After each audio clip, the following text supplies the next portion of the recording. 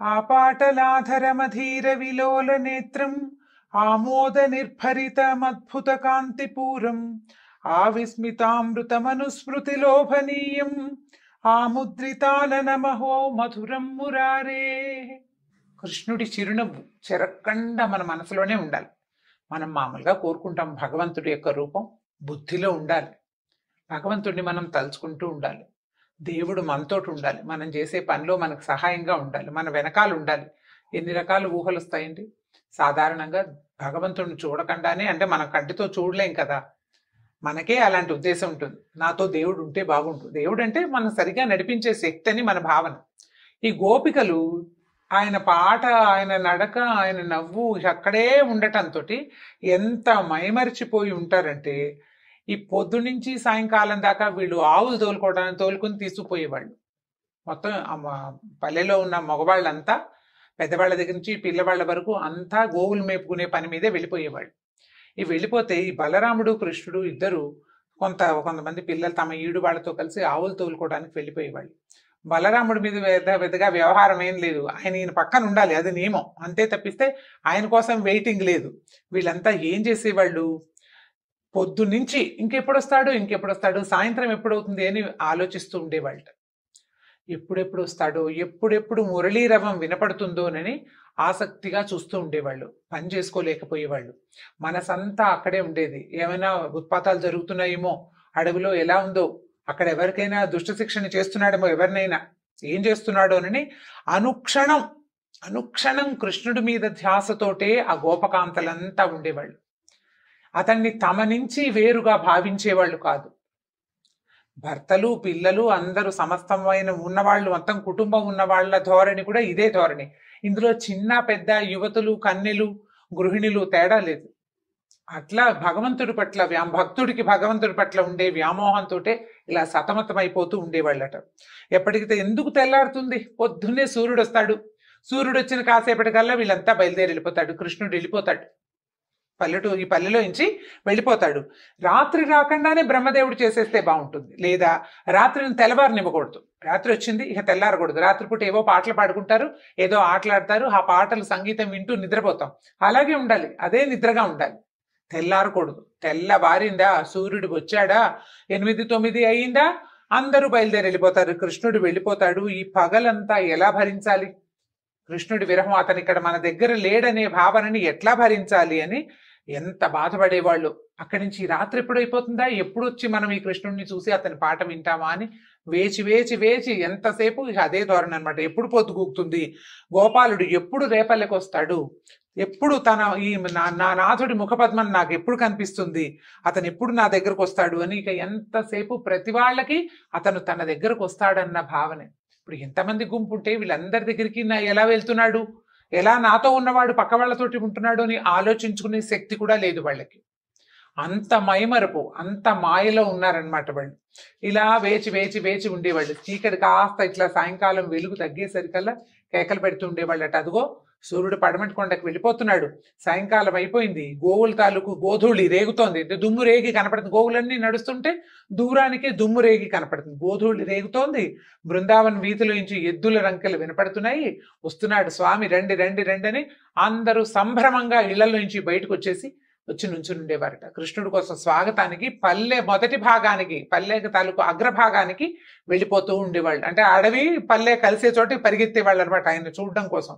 అంత చూడకుండా ఉండలేనంత మోహంలోకి, వ్యామోహంలోకి, ఎంత విపరీతమైన భక్తిభావంలోకి గోపకాంతలంతా వెళ్ళిపోయారు. రేపల్లిలో ఉన్న వాళ్ళంతా ఆబాల గోపాలము ఇట్లా భగవంతునికి అతుక్కుపోయి అంటే అపరిమితమైన ఆకర్షణకి లోనయ్యి ఉండేవాళ్ళు.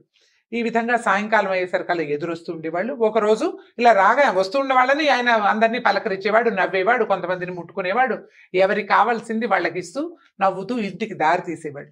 ఒక రోజున ఒక సంఘటన సంభవించిందట. అయితే ఒక పెద్ద ఎద్దు వచ్చింది లోపలికి. అంటే ఆల్రెడీ వీళ్ళ దగ్గర ఎద్దులు ఉన్నాయి, ఆవులు, దూడలు, వాటితో పాటు ఎద్లు, కొన్ని ఆంబోతులు కూడా ఉన్నాయి. ఒక ఎద్దు ఎలా వచ్చిందంటే, ఎంత పెద్ద ఎద్దోట, అది గనక గట్టిగా రంక వేస్తే గర్భపాతం అయిపోయేంత పెద్ద శబ్దం, అంటే అదురు వచ్చేస్తుంది అనమాట, గుండెలు పగిలిపోతాయి. తర్వాత అసలు అది గనక నడుస్తుంటే ఆ రేగుతున్న దుమ్ము ఆకాశాన్ని సూర్యుని కప్పేసేలాగా ఉందిట. కొమ్ములు ఎట్లా ఉన్నాయంటే ఏ కొండకైనా అది ఢీకొట్టిందంటే కొండ ముక్కలైపోవాల్సిందే.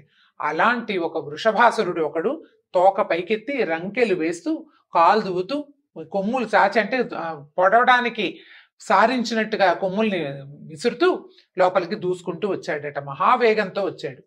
ఈ రాగానే వృషభాసురుని చూసేసరికల్లా దూడలు బెదిరిపోయి తల్లుల దగ్గరికి పరిగెత్తినాయట. వెంటపడ్డాడు వీటి వెనకాల, అంటే ఈ గోవుల మంద వెనకాల పడ్డాడనమాట.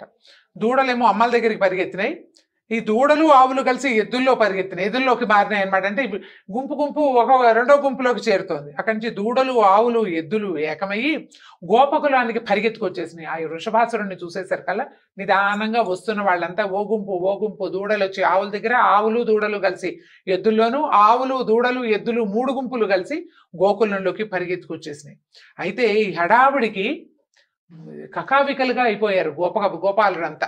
దీన్ని చూసేసరికల్లా గోపనాయకుడైనటువంటి గోవిందుడు చూసుకున్నాడు భగవంతుడు ఏదో జరుగుతోంది ఇక్కడ. ఈ భయంతో పరిగెడుతుంటే ఈ విసురుగా ఒక్కసారి అంత వేగంగా వచ్చేసేసరికల్లా మగవాళ్ళు బెదిరిపోయారు. అక్కడి నుంచి ఊరి మొదట్లోకి వచ్చారు కదా, అక్కడ నిలబడ్డ స్త్రీలు ఒక్కొమ్మడిగా దూసుకొస్తున్న ఈ గోకులాన్ని చూసేసరికల్లా వాళ్ళు కూడా బెదిరిపోయి కృష్ణ కృష్ణ రక్షించు, ఏదో ఉత్పాతం జరుగుతోందని కేకలు పెట్టారట. ఆ కేకలు పెడితే ఈయన చూసుకున్నాడు, ఓరి గట్టిగా అరిచాడు, రంకేసేట, ఓరి వృషభాసురా, ఏమిటి గోవత్సాలని గోపబాలుడిని పారదోలటమా నీ పరాక్రమం? నీకు ఇంత పెద్ద శరీరం ఉండి నువ్వు పరాక్రమవంతుడు అయితే వీళ్ళని బెదిరించడం కాదు కదా నువ్వు చేయవలసింది. నీ ప్రతాపం చాలించు, మేము గోపగోపి జనం కాదు, వెళ్ళు బయటికి వెళ్ళిపో అని కేకలు పెట్టాడు. కేకలు పెట్టేసరికల్లా వృషభాసురుడికి వెనక్కి బెదరలేదు. మామూలుగా హే హే ఓయ్ అని బెదిరిస్తారు ఎడ్లని, కేకేస్తే కొంచెం ఆగుతాయి. కానీ ఈ వృషభాసురుడు ఆగే ఉద్దేశంలో లేడు, ఇంకా దూసుకొచ్చేస్తుంటే ఈయన ఏం చేశాడట, ఇలా భుజం ఎదురొడ్డి నిలబడ్డాడు. దానికి నిలబడేసరికల్లా దగ్గరకు వచ్చేసరికల్లా భుజం చూపిస్తూ ఉంటే ఏమిటి, రా నా మీదకి అని పిలవడం అనమాట. అది ఒక చేయి చాచి రెండోది ఇట్లా భుజం చూపించేసరికల్లా ఓహో రా నన్ను ఢీకొట్టు, నీ సంగతి చూస్తానని చెప్తున్నాడు. దాంతో వృషభాసురుడు ఏం చేశాడు, గిట్టల దగ్గరకు వచ్చి గిట్టలతో నేలని దువ్వుతూ తర్వాత తోక గబగబా ఆడిస్తూ ఏం చేశాడు, కళ్ళల్లో నుంచి ఎట్లా వస్తుందంటే మంటలు రేగుతున్నాయా అన్నట్టుగా ఉంది దాని చూపు. దాని ముక్కులోంచి వచ్చే సెగ దూరానికి కూడా మంటలు రేపేంత సెగ వస్తుందట. అంటే ఉద్రేకంతో ఉంది. ఆ ఉద్రేకంగా ఉన్న ఈ ఎద్దు కృష్ణుడిని ఎదుర్కొందట. ఈయన ఏం చేశాడు, 2 కొమ్ములు పట్టుకుని బాగా దాన్ని యుద్ధం చేశాడు ఎద్దుతోటి. ఎట్లా ఉందంటే ఎద్దు మానవ బాలుడు లాగా లేదు, ఒక ఏనుగు ఇంకో ఏనుగుని పట్టుకున్నట్టుగా కనపడుతోంది.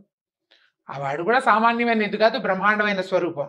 ఈయన అంతకంటే తక్కువేం లేదు, చూడ్డానికి చిన్న బాలుడే, 13-14 సంవత్సరాల వాడే. కానీ మంచి ఎదుర్కొనే ధోరణే ఎలా ఉందంటే ఏనుగుని ఎదుర్కొంటున్నట్టుగానే కనపడుతోందట. అక్కడి నుంచి ఎన్ని అడుగుల దూరానికో నెట్టి తోసేసేట వెనక్కి. ఈ కింద పడిపోయిన వాడు సొమ్మసిల్లి ఇలా ఉండి ఒక్కసారి అమ్మో అని అనిపించింది. కింద పడంగానే అయ్య బాబు వీడేమిటో తోసేస్తున్నాడు అనుకున్నాడు. మళ్ళీ లేచాడు. రాక్షసులు అంత తొందరగా ఏమంటారు, మన పరాజయాన్ని ఒప్పుకోరండి. కింద పడిపోయినా సరే మళ్ళీ లేచి మళ్ళీ వాడి శక్తి ఉన్నంత వరకు, ఇంతకుముందు బకాసురుడి సంగతి కూడా మనం అలాగే విన్నాం, మళ్ళీ వస్తాడనమాట వాడు. ఈ పడిన వాడు ఏం చేశాడు, ఇంకా వేగంగా వచ్చేసరికల్లా ఈసారి ఏం చేశాడు, 2 కొమ్ములు పట్టుకుని దాన్ని నేల మీదకి లాగేశాడట. ఎద్దుని లాగేసి కాలు వేసి దాన్ని గట్టిగా పట్టుకున్నాడు. పట్టుకునేసరికల్లా ఈ పైనుంచి దేవతలు చూస్తున్నారు, అమ్మో ఏదో చేస్తున్నాడు అని చూస్తున్నారు అనమాట. పైనుంచి స్పెక్టేటర్షిప్ చాలా ఉంది ఇక్కడ. వాళ్ళంతమంది చూస్తున్నారు. కింద నుంచిన వాళ్ళు ఆవులు దూడలు ఎడ్లు కాకుండా గోపబాలురు గోపీజనము అని ఇంతమందితో పాటు ఆకాశంలో దేవతలు కూడా ఉత్సాహంగా చూస్తుండగా ఏం చేశాడు, ఈ మీద కాలేసి కొమ్ములు పట్టుకున్నవాడు ఎడం చేతితోటి దాని కొమ్ము ఒకదాన్ని లాగేశాడట. లాగేసి ఆ కొమ్ముతోటి దాన్ని కొట్టాడు విపరీతంగా. కొమ్ములు కూడా చాలా పెద్దవి. కొట్టేసరికల్లా ఒక 5-10 నిమిషాలు గింజుకున్న తర్వాత ఇంకా ఏమీ చేయలేక ప్రాణాలు వదిలిపెట్టేశాడట వృషభాసురుడు. అందరూ ఓహో అన్నారు, శభాష్ అన్నారు, బాగా చేసావన్నారు, జై జై ధ్వానాలు చేశారు. హర్షాతిరేకంతో ఉప్పొంగిపోయారు. గోపాంగనులు చాలా సంతోషించారు.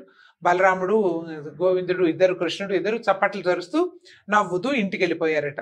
అయితే ఇలా నడుస్తూ ఉంది గోకులంలో.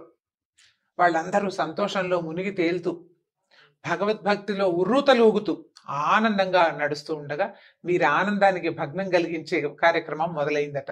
ఎలా చూడండి, ఒకనాడు మహానుభావుడైన నారదుడు కంసుడి దగ్గరకు వచ్చి, నువ్వు ఒక పిల్లని కొట్టావు, అది కాస్త పోయి ఆకాశంలో నుంచి చెప్పింది, నాతోటే ఉన్నవాడు ఒకడు నిన్ను, నాతోటే పుట్టినవాడు నిన్ను సంహరిస్తాడు అని. ఆ అమ్మాయి యశోద యొక్క కన్న కూతురు, శ్రీకృష్ణుడే దేవకీ గర్భ సంభూతుడు. అయితే బలరాముడు రోహిణి కొడుకు. ఆ రామకృష్ణులు ఇద్దరు నందుని మందలో ఉన్నారు అని చెప్పాడు. ఎంత బాగా చెప్పేశాడు చూడండి. 4 అంటే 4 వాక్యాల్లో. నువ్వు చంపుతానని విసిరిన పాప ఏమో యశోద కూతురు. అక్కడ నందుడి దగ్గర ఉన్న వాళ్ళలో ఉన్నటువంటి పిల్లల్లో ఒక పిల్లవాడేమో రుక్మిణి సంతానము, రెండో వాడు దేవకీ గర్భ సంజాతుడు, అష్టమ గర్భ సంజాతుడైన శ్రీకృష్ణుడు.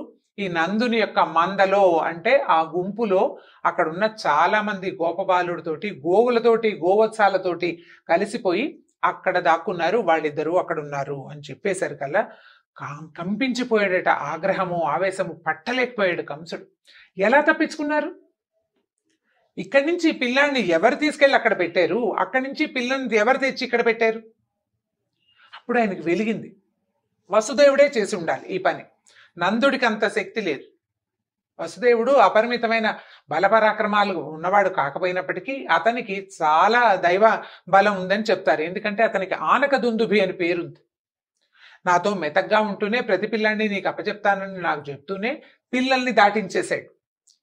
తనది కాని పిల్లని తెచ్చి తన పక్కన పడుకోబెట్టుకున్నాడు. ఈ మాట అర్థమైంది. అప్పుడు చూడండి ఏమనుకుంటున్నాడు. బడుగు వసుదేవుడు కొడుకుల్ని నందవ్రజంలో జాగ్రత్తగా భద్రంగా దాచిపెట్టి మంచి మాటలతో నన్ను వంచాడు. ఈ మోసగాన్ని పట్టి పరమార్చాల్సిందేనని పరిగెత్తుకుంటూ ఏం చేసేటట్టు ఖడ్గం చేతబూని వసుదేవుణ్ణి చంపబోయాడట. చంపబోయేసరికి నారదుడు అన్నాడు, వసుదేవుణ్ణి చంపద్దు, ఇది నువ్వు చేయాల్సిన పని కాదు. నిన్ను చంపడానికి సిద్ధంగా ఉన్నవాడు ఒకడు పెరుగుతుంటే ముందు ఇతన్ని వధించడం వల్ల ప్రయోజనం ఉంది. ఇన్నాళ్ళు ఊరుకున్నావు, ఇప్పుడు వసుదేవుని సంహరిస్తే ఏమవుతుంది? ఇది కాదు కదా చేయవలసింది. చేయవలసిందేమిటి? ఎవడైతే నీ మరణానికి కారకుడని ఆకాశవాణి చెప్పిందో వాణ్ణి పట్టి పల్లార్చాలి. అంతేగాని వాడిని దాటించేసిన వాడిని ఏమైనా చేయటం వల్ల ప్రయోజనం ఏం లేదు. నారదుడు ఈ వాక్యాలు, ముందు వాక్యాలు ఎందుకు చెప్పాడో, తర్వాత వాక్యాలు ఎందుకు వద్దన్నాడో కంసుడు ఆలోచించుకోలే. తనని మరణం వైపుకి నెట్టడానికే నారదుడు వచ్చాడని అర్థం చేసుకోలేదు కంసుడు. చాలా మంది ఇలాగే చెప్పా మాటలు వింటారండి. మనం ఎన్ని కథల్లోనూ చూస్తాం. నీకు వీడి వల్ల మృత్యు వస్తుందని నారదుడు వచ్చి చెప్తాడు. చిత్రంగా మృత్యు వస్తుందని చెప్పిన నారదుడిని ఎవరు ఏమనరు. అంతటితో కానీ ఈయనకి కోపం తగ్గల కంసుడికి. అలక తీరలేదు. ఏం చేశాడట, దేవకి వసుదేవుల్ని సంకెళ్లతోటి బంధించాడు. అంతకుముందు వాళ్ళ అంతఃపురంలో వాళ్ళు ఉన్నారు. వాళ్ళ